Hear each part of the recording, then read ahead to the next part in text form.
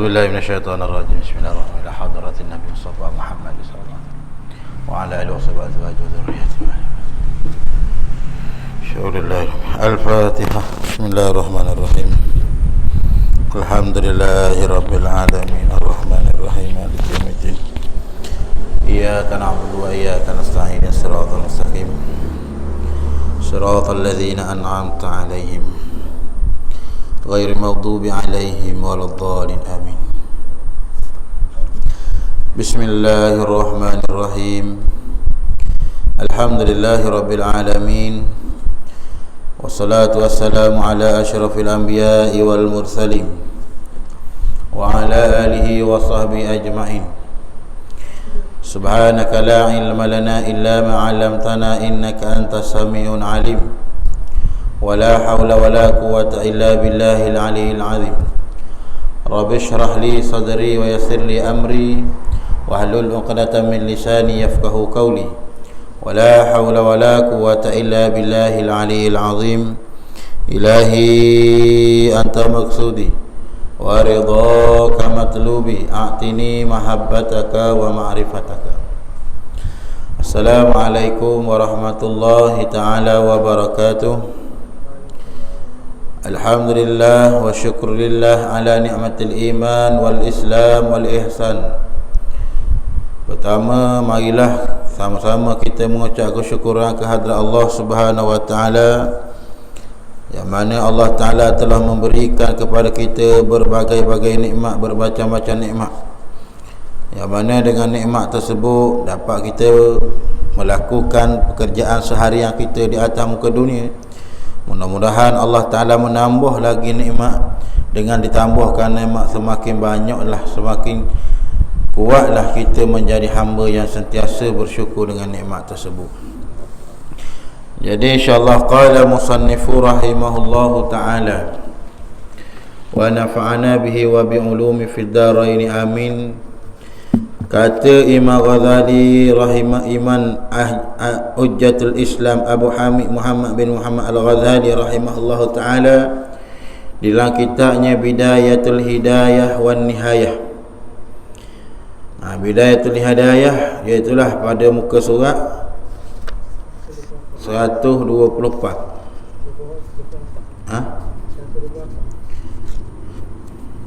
128.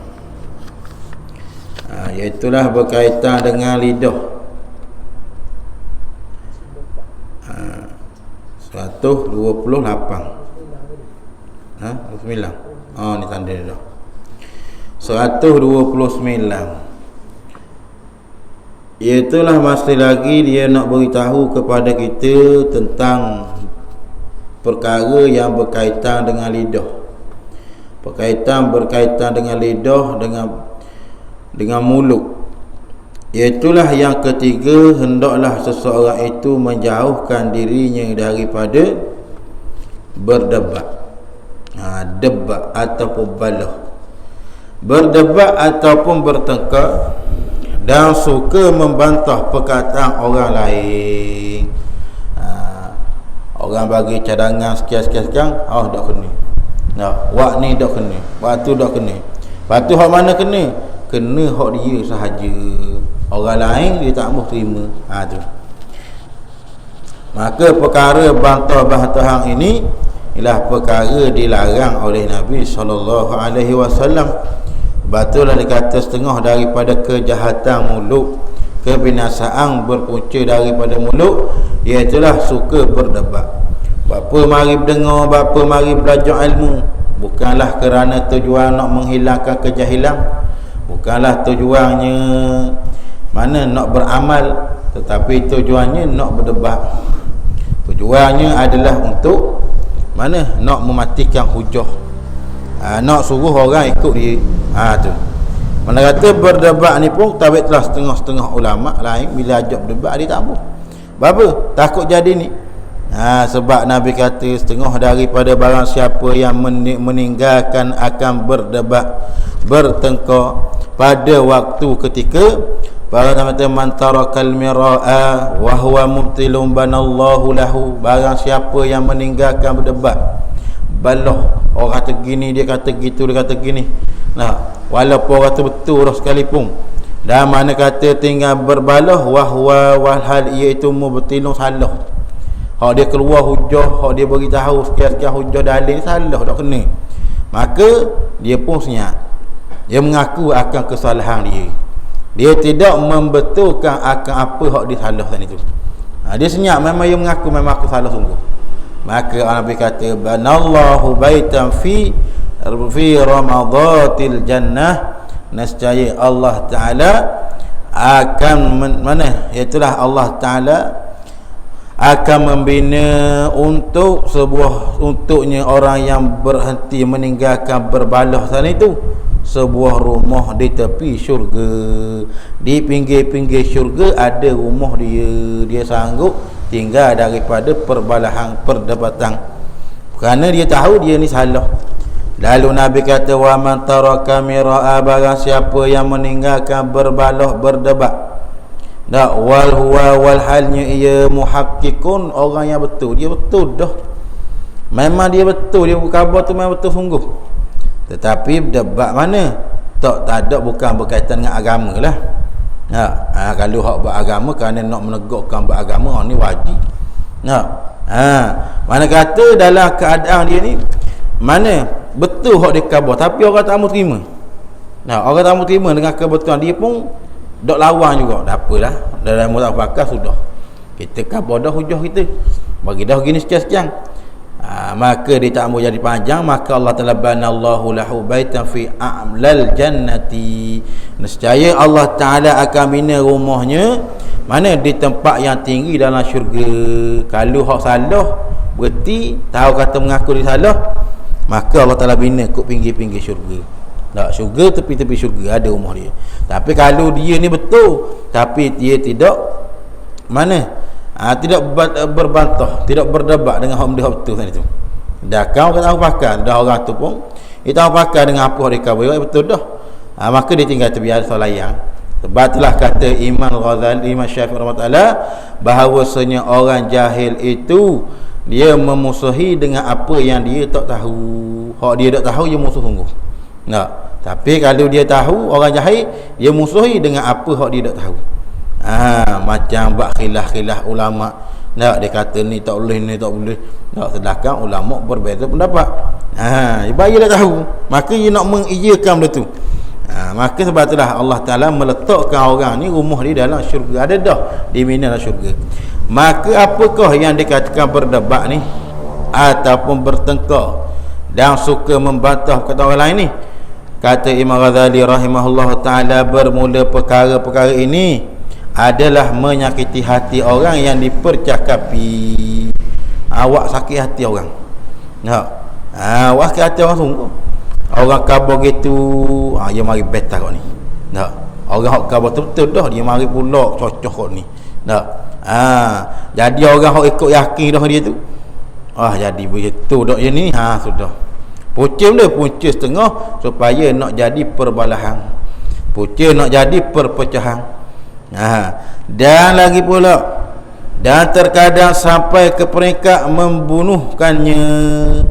Bukan sampai peringkat kata sakit hati, bukan sampai peringkat membunuh.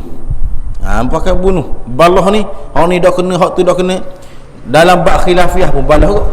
Bab khilafiah, bab khilaf ulama kata ni tak boleh, orang ni kata boleh. Dia kata tak boleh, buat tak boleh, bid'ah sekian-sekian. Asal balah ke hati, lama-lama orang tak bakar, akhir sekali pakai pada pekat membunuh. Bawa pisau, jadi sekian-sekian. Berapa punca daripada perbalahan.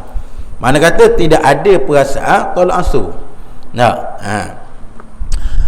Ataupun menyentuh hal-hal peribadinya, kemudian dalam perbantahan. Mana kalau tak boleh mati hujah, dia pun dah bila khabar gini ni, dia dah boleh terima hujah tersebut, maka kan apa panggil dia serang dari segi peribadi. Apa panggil peribadi orang ni dulu kan betul kan, dia ni bukan baik sangat, perang peribadi orang sekian-sekian. Dan lagi pula dia kata kemudian dalam perbatahan dan pertikaian ini biasanya tidak lepas daripada memuji diri sendiri. Sebab apa ajak berdebat sangat tu? Tak, sebab apa nak suruh khabar ni? Mana? Sebab apa duk bati hujah orang? Duk kata kau orang gini. Dah orang khabar guna lain. Dia pun panggil paling ayat. Oh dia kata ni dah kena ni.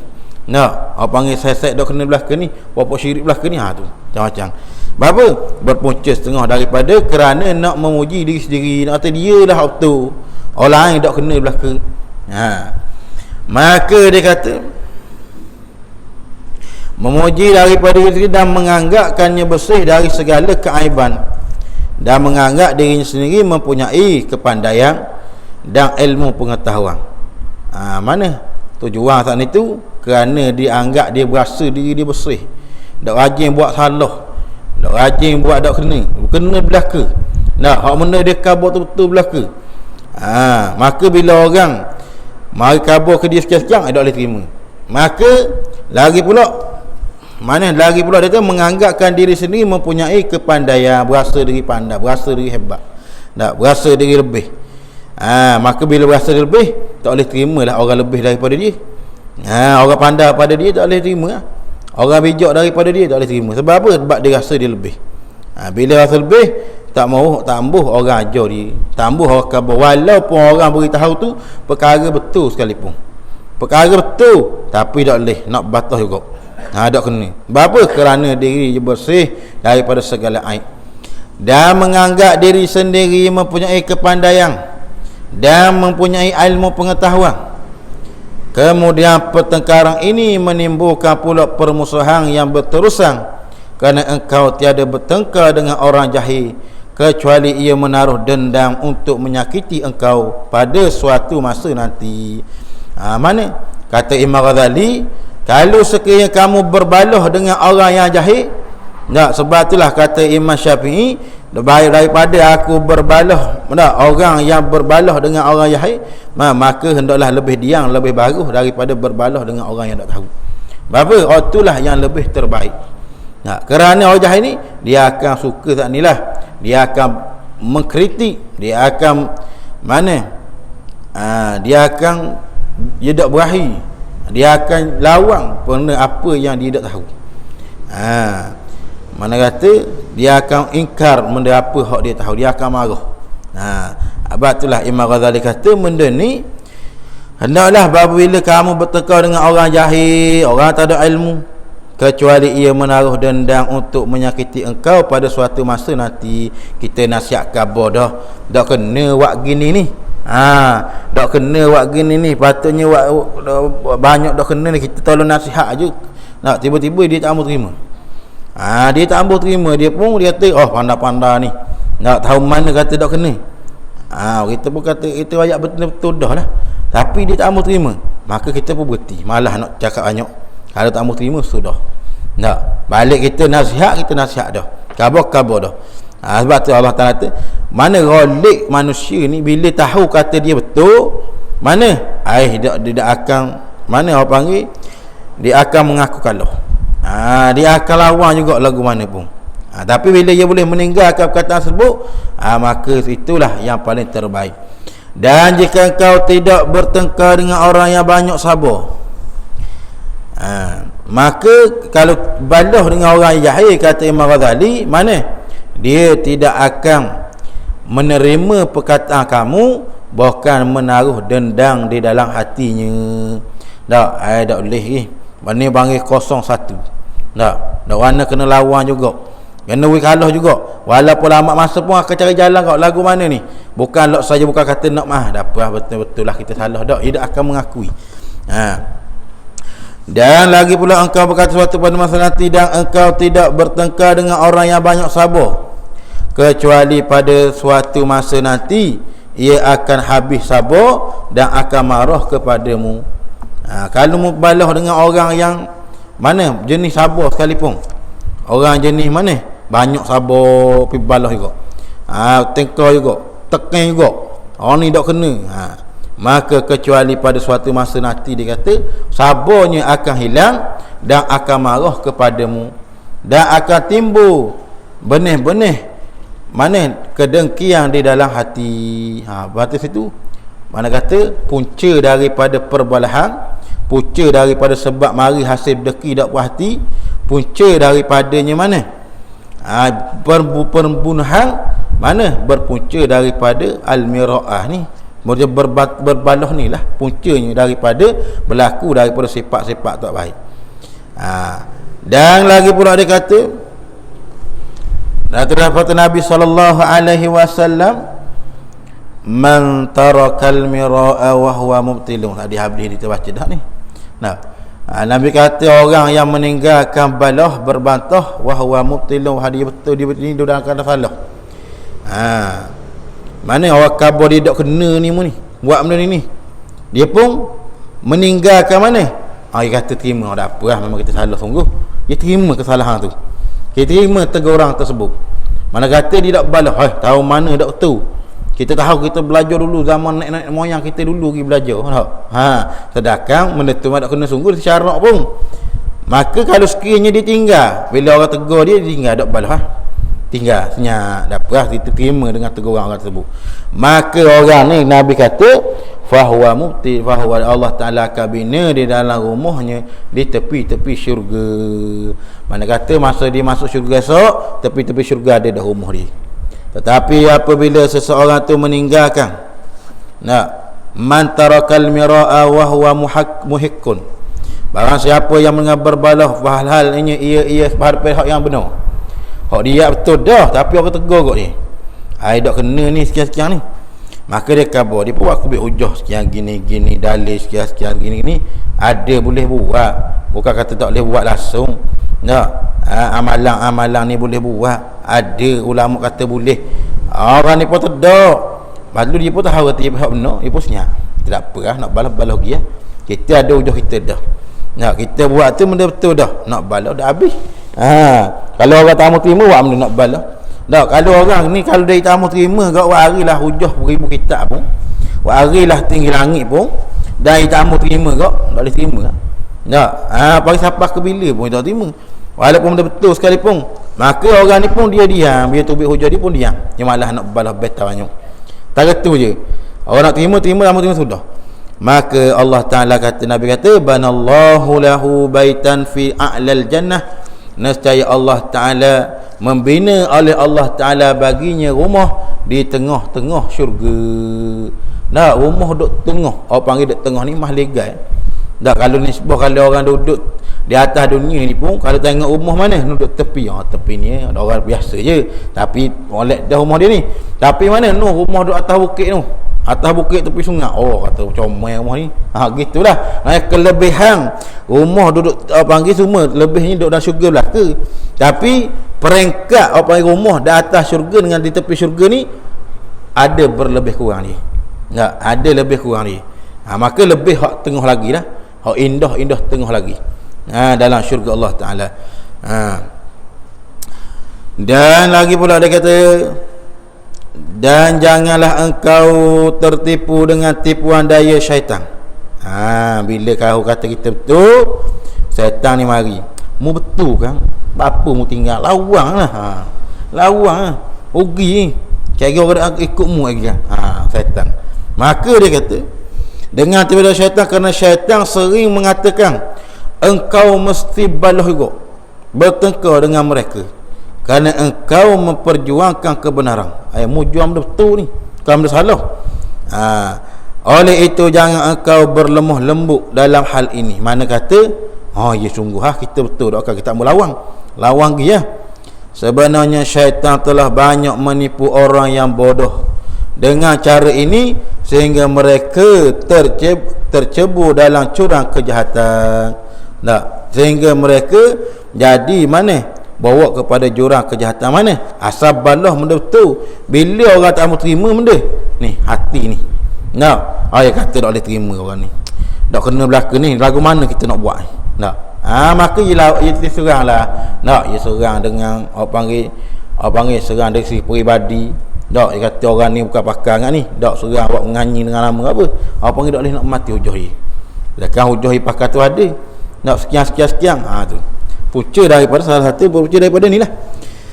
Dan lagi pula dia kata, sehinggalah mereka tercebur di dalam curang kejahatan, sedangkan mereka menyangka bahawa mereka berbuat kebaikan. Dia kata, aku buat baik dah ni, nak jahat ke mana ni, betul dah ni. Tapi apabila menyebabkan situ ada perasaan berasa dendam dan dengki, nak berasa tak puas hati, maka itulah membawa kepada curang mana? Curang iaitulah permusuhan dan juga kejahatan. Maka situ timbul nak bunuh, timbul panggil benda-benda hak tak molek, punca daripada perbalahan tersebut. Dan lagi pula dia kata, syaitan dengan tipu daya sentiasa berusaha menampilkan kejahatan dalam bentuk kebaikan, lalu ia mengolok-olok orang yang telah ia perdaya itu. Membela kebenaran adalah satu perkara yang baik, iaitu di hadapan orang-orang memang mahu menerimanya. Dia kata membela kebenaran adalah suatu perkara baik bagi siapa ni? Iaitulah di hadapan orang yang memang mahu terima. Kalau orang nak terima, boleh lah. Tapi kalau orang tak mahu terima, ni ialah suatu perkara yang membawa kamu akan jatuh kepada lembah kebinasaan. Orang tak mahu terima dah, kita pergi kabur juga sekian-sekian, maka jadi baloh, jadi macam teruk lah. Maka dia kata, dan mestilah dengan cara nasihat dari hati ke hati, bukan dengan cara bertengkar. Lagu mana nak buat ni? Orang tak mahu terima kita ni. Itulah di hadapan orang yang memang, apabila ia telah di hadapan orang memang mahu menerimanya, dan mestilah dengan cara nasihat dari hati ke hati, bukan dengan cara bertengkar. Mana cakap dengan lemah lembut, cakap dengan nekeng, orang pun panah juga. Ya orang ni bila jadi panah ni mana? Setengah daripada dengan percakapan. Bila percakapan tu dengan lembut, dia boleh terima dengan lembut. Tapi kalau dengan rasa, dengan kasar, dengan panggil dengan suara yang lantang, terkadang ni naik panas sama panas lalu apa itulah, bila api bakar dengan api, dia kon narak. Tapi bila api ni curah dengan air, maka api akan terpadam dengan perkara yang sejuk. Tu. Dan lagi pula dia kata, dan dengan cara nasihat dari hati ke hati, bukan dengan cara bertengkar, dengan cara baloh, kerana nasihat itu mempunyai caranya yang tersendiri dan berhajat kepada kelembutan. Kalau tidak ada kelembutan dalam nasihat, kita nasihat, janganlah buat gitu, nekeng, orang dengar pun alah. Tapi kalau tak usahlah awak gitu, lembut, cara lembut, larang. Tapi tengoklah, kalau main 2-3 kali ni tak dengar kok, kata kok lah tak. Dan kalau tidak dengan kelembutan, maka nasihat itu akan berbalik menjadi fasihah. Manakah fasihah? Pemungkaran aib orang lain. Mana kata nasihat dengan lemah lembut ni, kita berasa benda tak kena orang ni. Bila orang ni tak kena, dia buat cara ni, kita tak setuju dengan cara dia, maka lagu mana? Kita pergi dekat dia, jumpa sama seorang, royak ke dia. Kita nak kabur sikit ni, kita nampak lama dah, tapi macam tak kena je sana tu. Depan-depan kita tahu nasihat dah, kita tahu.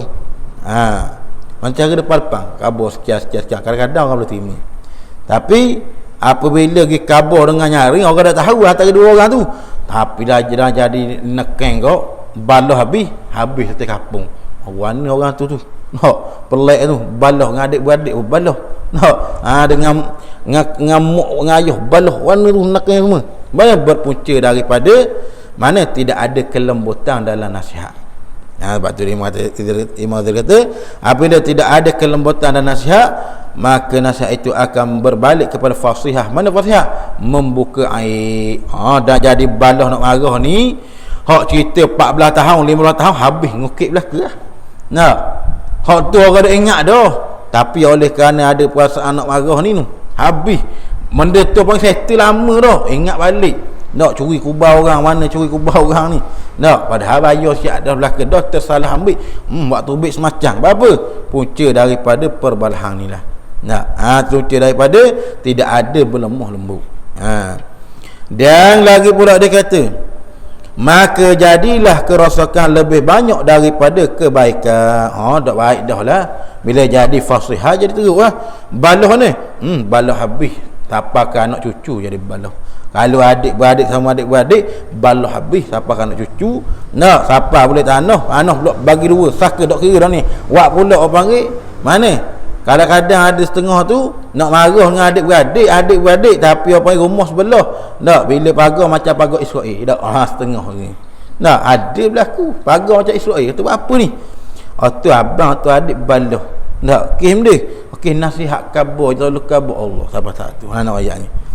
Punca ni, punca daripada perbalahan. Mana buka ayat dia buka aib. Orang ni dak kena habis cerita habis orang tahu belaka. Belum ni orang tak tahu, orang nampak orang bagusnya dia ni. Orang kata bagusnya, tiba-tiba bila jadi pertengkaran buka aib, kata bagus mana belaka orang jenis habis buka aib. Maka jadilah semakin rosaklah kehidupannya, jadi rosaklah. Jadi buruklah. Orang panggil akhlaknya dah perangai habis tahu belaka aib. Bila tahu aib jadi malulah. Maka siapa yang selalu bergaul dengan ulama zaman sekarang ini, pasti dia akan menjadi orang yang suka bertengkar. Mana ulama sekarang ni orang panggil ulama su. Ulama yang berhajat kepada dunia semata-mata. Ulama yang berhajat kepada suhu. Ulama yang berhajat kepada pangkat. Nak suhu, nak pangkat, mana? Dia mengajak orang kepada perkara-perkara yang suka balah. Kita kena balah. Ulama-ulama dulu buat tak kena. Kita kena balah, kena cari hujah. Tak kena, tak kira lah. Lagu mana pun. Ulama-ulama dulu tinggal belakang. Tak kena belakang. Kita aja kena bakar habis. Tu. Ulama dulu ni. Sebab dia kata suka bertengkar dan suka berdebat. Dan susahlah dia untuk berdiam. Kerana ulama su telah mengatakan bahawa pertengkaran itu adalah satu perbuatan yang terpuji. Sedangkan ulama-ulama terdahulu Imam Syafi'i, Rafi'i, Hambali dan Imam Ahmad bin Hanbal bukan balah, dia muzakarah. Okey, hak ni pendapat ni dia kata boleh. Mana hujah sekian-sekian, okey tak apa terima. Mana kata bahkan Imam Syafi'i boleh berguru dengan Imam Malik. Boleh berguru. Dan dalam masa sama, mana Imam Malik dia bukan mazhab diri, Imam Syafi'i mazhab diri. Apa panggil jadi mujtahid mutlak. Tapi adakah balah? Tak balah. Apa panggil boleh saling apa panggil kongsi ilmu. Tapi ada ulama sekarang dia kata mana? Iaitulah suka balah cari hujah. Hak ulama-ulama dulu buat tak kena belaka. Hak tu buat tak kena, hak ni buat tak kena. Hak kena ke? Dia lah kena. Sebab apa? Dia baru belajar, baru ada ilmu. Dia dulu panggil ni ada pakar, ada belaka, ada PhD belaka, ada belaka lah. Maka jadi balah, jadi perbalah habis. Ada bagi hak tak kena lah. Panggil ulama su ni kalau ulama akhirat tak apalah. Ulama su ulama yang gila pakar. Gila pakar, gila pakaknya. Gila suhu. Buat macam-macam lah. Asalkan biar orang suruh ikut dia. Dan dia bila orang buat keluar jauh dia tak bakar. Tu je. Maka dia kata telah mengatakan bahawa perkataan itu adalah satu perbuatan yang terpuji dan kemampuan mengemukakan hujah dalam perbincangan itu satu perkara yang sangat baik. Dia kata kita boleh keluar hujah satu-satu perkara ni, mana kita boleh bagi larikan auto hak baik sekali. Hanu dok baik, hanu jahat. Hanu banyak orang panggil kata betul dok mari mana tahu. Maka hendaklah engkau lari daripada mereka. Mana ulama maksudkan itu, ulama jahat ni. Seperti engkau lari daripada harimau, kena takut. Apa dah masuk duduk dekat dengan dia kau, maka anak murid pun ikut tok guru lah. Tok guru jenis kaki debat, anak murid pun debat juga. Tidak lagi dah. Kalau anak murid tok guru kecil cacang, anak murid kecil lari. Dia tengok atas tu. Maka dia kata, dan ketahuilah bahawa pertengkaran itu adalah salah satu antara sebab yang menurunkan kemurkaan Allah Ta'ala dan kemarahan nafsu manusia. Ni. Maka dengan balahan itu menyebabkan daripadanya apa dia? Iaitulah menjadi perbalahan daripada kemurkaan Allah Ta'ala. Menurunkan kemurkaan Allah Ta'ala. Mana? Bila jadi gini, mana kata umat manusia, umat Islam akan berpecah belah. Pecah belah. Nah, hak ni kata boleh, hak nu kata tak boleh. Nah, tak boleh terima. Sedangkan benda hak khilafiyah, benda pendapat ulama kata hak ni boleh, tak boleh. Dah atas dia lah, ni nak bakar sudah. Nah, hak tak boleh, hak benda qat'iyah, putus dah. Semayang 5 waktu, tiba-tiba dak semayang 6. Ni memang tak boleh sungguh lah. Memang putus dah, hukum qat'iyah. Adapun hukum yang tak putus, ada khilaf pendapat ulama atas kita nak bakar mana. Nah, maka dia kata habis. Di segi iaitulah pada seketika iaitulah bab berdebat sinilah antara sebab menukar kemuka Allah Ta'ala dan kemarahan manusia. Manusia boleh jadi marah pula. Orang kata pening kita lah ni, hak ni betul lah. Tak, orang ni kata boleh, orang kata dah pening, hak ni nak jadi marah. Dulu aman je, nak beramal nak orang benda tak ada masalah, tak ada orang larang. Lain ni ada orang larang sekali jadi payah. Jadi pening, jadi orang rasa marah pula.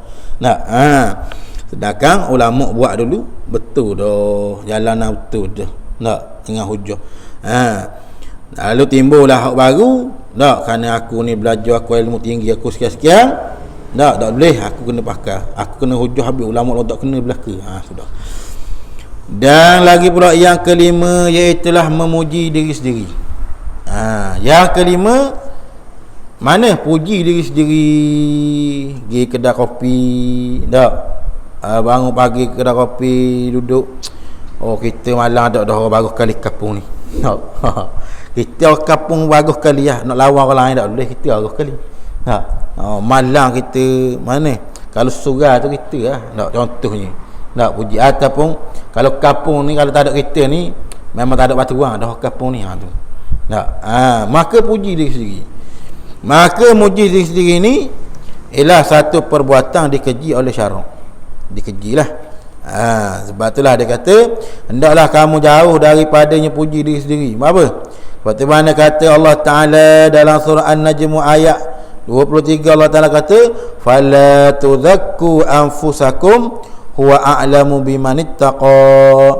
Maka janganlah anggap dirimu bersih. Bapa puji diri sendiri ni? Kalau tujuan dia puji depan orang, tujuan apa? Tujuan supaya orang boleh ikut dia, itu lain. Tengok orang ni, tak, kita malang nu letih ni nu gakak Februari orang balik tu, tolong orang. Tak, berapa tujuan ni? Marang pergi sedekah surah tu banyak mana ke bagi. Tak, tapi orang panggil gong gitu tak. Tapi nak ayat ni kalau tujuan dia kabar tu supaya orang ikut dia. Dia jadi ikutan orang, dia kabar sekian-sekian. Supaya orang boleh ikut, bukan kerana nak bermegah-megah, kerana nak, bukan nak kata dia molek dia bagus dah. Tapi moleknya payah nak jadi gitu ni. Molek puji diri ni payah nak jadi gitu. Molek dah puji diri ni memang nak kata diri molek dah. Lepas tu lah Allah Ta'ala kata maka janganlah kamu menganggap diri kamu bersih. Sebenarnya Allah Ta'ala lebih tahu siapakah orang yang lebih bertakwa kepadanya. Mana? Hak dalam perut tu lah Allah Ta'ala tahu. Innallaha alimun bidhatis sudur.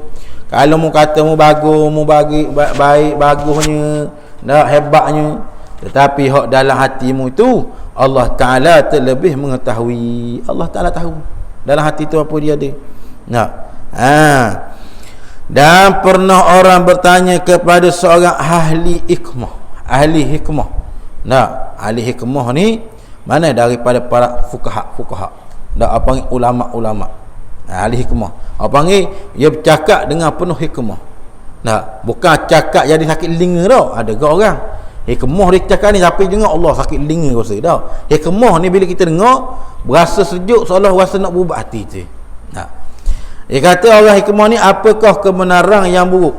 Kata orang tanya, benda ni betul tapi buat ni jadi buruk. Benda ke? Maka lalu ia menjawab pujian seseorang terhadap dirinya sendiri.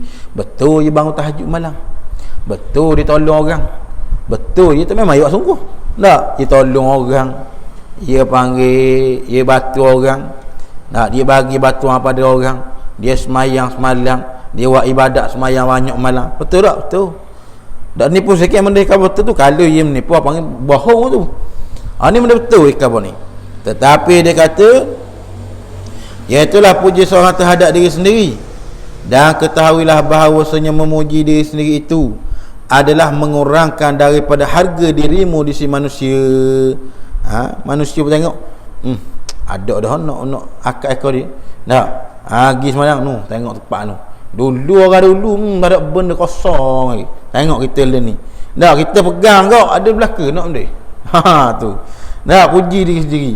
Maka bila orang tengok ni, ada benda dah nak cerita hari dah tu. Tak.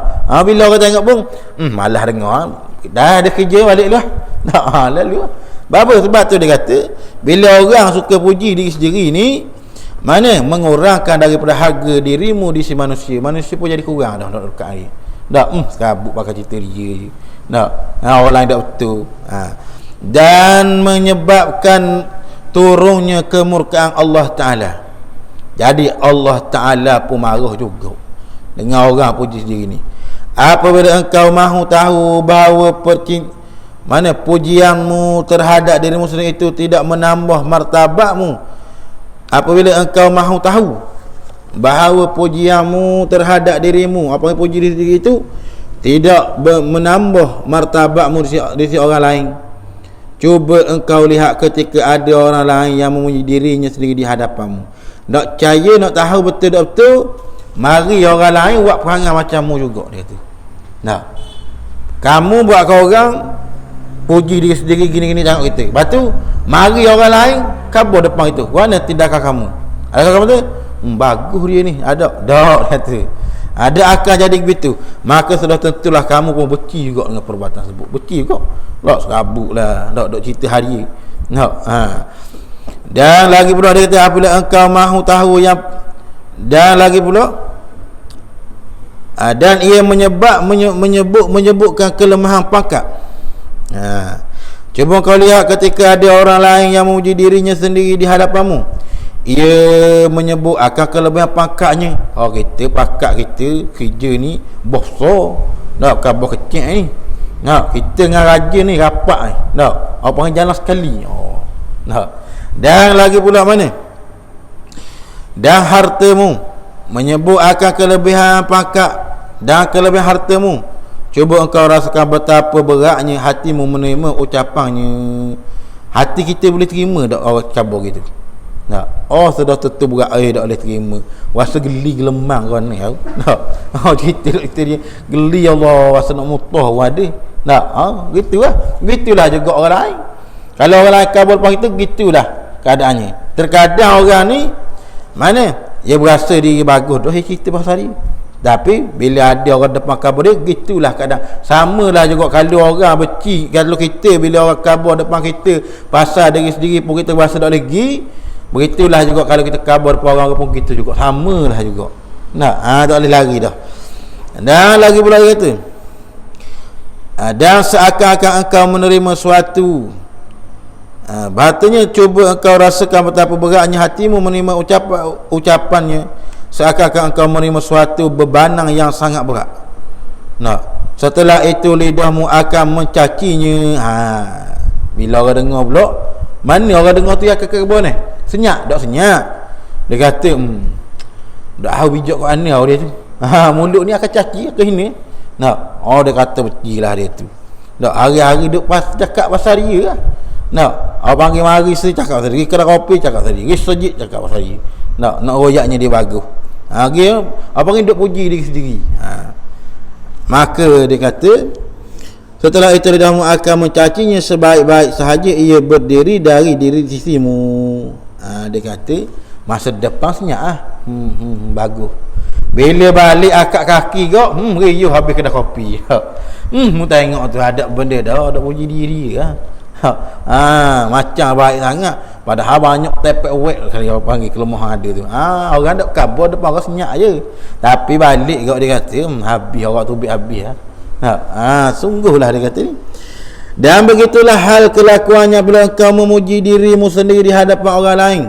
Mereka sebenarnya mencela engkau dalam hatinya. Dalam hati dia kata Allah mari pula dah ini. Duk sembang duk balik-balik dak.